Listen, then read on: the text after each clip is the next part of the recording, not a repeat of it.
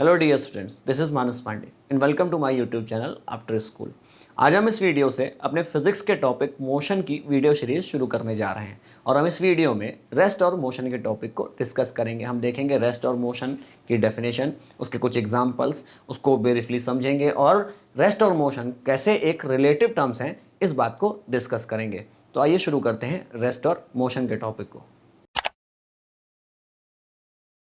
Rest, इस word का Hindi meaning होता है विश्राम। तो विश्राम वर्ड से आप समझ गए होंगे कि कोई चीज़ अपनी पोजीशन को ना बदल रही हो। फिजिक्स की बुक इसकी डेफिनेशन लिखती हैं, when a object does not change its position with respect to surrounding and time then it is called the position of rest. तो यहाँ पर एक वर्ड यूज हुआ with respect to its surrounding.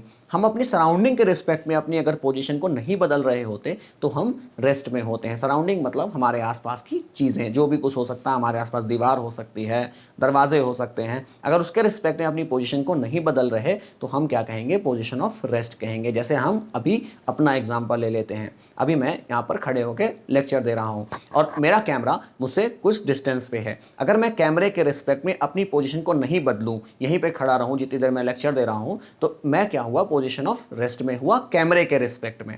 तो इसे कहते हैं पोजीशन ऑफ रेस्ट। मतलब हम अपने सराउंडिंग में जो भी चीज़ें हमारे आसपास हैं, अगर उसके रिस्पेक्ट में अपनी पोजीशन को चेंज नहीं कर रहे होते तो इसे हम पोजीशन ऑफ रेस्ट कहते हैं। आइए इसे कुछ एग्जांपल से समझते हैं। जैसे a book lying on table, एक बुक एक टेबल पर रखी हुई है, तो ये बुक अपनी पोजीशन को अपने सराउंडिंग के रिस्पेक्ट में, इसके सराउंडिंग में बहुत कुछ हो सकता है, इसके सराउंडिंग में वॉल्स हो सकती हैं, कैमरा हो सकता है, कुछ भी, सोफ़ा हो सकता है, तो अपनी सराउंडिंग के रिस्पेक्ट में अगर ये बुक अपनी पोजीशन नहीं बदल रही तो ये क्या हुई? पोजीशन ऑफ रेस्ट में हुआ। इसे कहेंगे पोजीशन ऑफ रेस्ट। तो बुक इज इन रेस्ट। अब a man sitting on chair, a stopped car, ये सब क्या हुआ? एक एग्जाम्पल हुआ पोजीशन ऑफ रेस्ट का।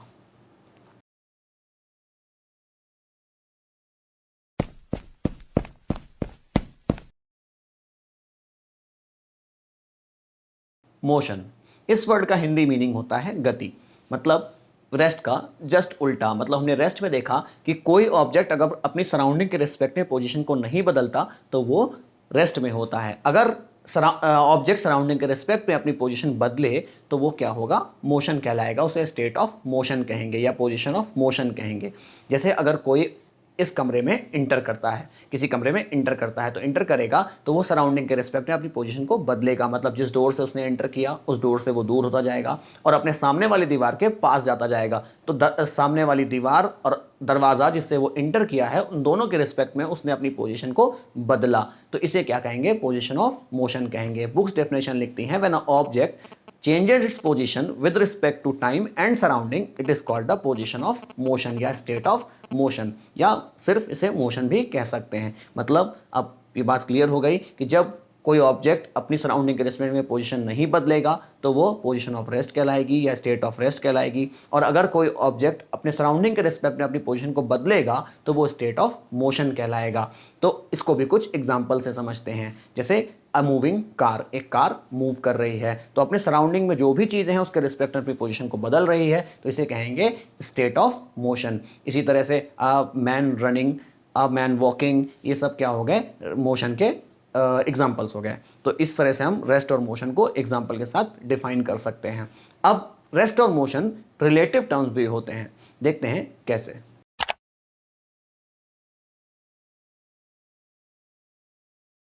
Rest and motion are relative terms. Rest और मोशन दोनों रिलेटिव टर्म्स हैं, मतलब एक दूसरे से रिलेट करते हैं। हम एक ही टाइम में किसी ऑब्जेक्ट को पोजीशन ऑफ रेस्ट और मोशन दोनों में डिफाइन कर सकते हैं अपना फ्रेम ऑफ रेफरेंस बदलकर।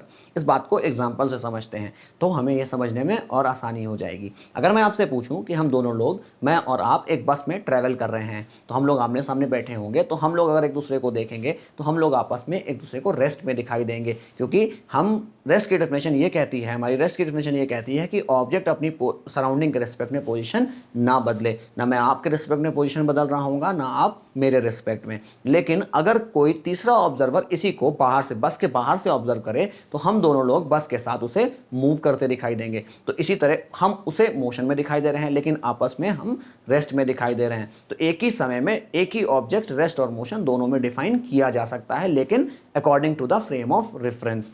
इसी का एक और एग्जांपल अगर हम देखें तो हमारे स्कूल, ऑफिस, हॉस्पिटल जो भी हैं ये हमें सब रेस्ट में दिखाई देते हैं। बट अगर इसी को सन के रिस्पेक्ट में देखा जाए तो अर्थ मूव कर रही है, रोटेशन, रेवोल्यूशन दोनों तरह का मोशन कर रही है। तो अगर सन के रिस्पेक्ट में देखें तो ये सारी चीज़ें एक मोशन में दिखाई देंगी।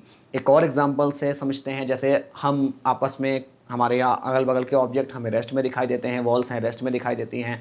अगर इसी को कोई आउटर स्पेस से जाके देखे, कोई एस्ट्रोनॉट देखे तो हमें अर्थ मूव करती दिखाई देगी, सब कुछ उसके साथ मूव करता दिखाई देगा, तो वो चीज़ें हमें मोशन में दिखाई देंगी। तो एक ही टाइम में किसी चीज़ में रेस्ट और मोशन डिफाइन किया जा सकता है on the basis of frame of reference of the observer. इसी को कहते हैं रेस्ट और मोशन आर रिलेटिव टर्म्स।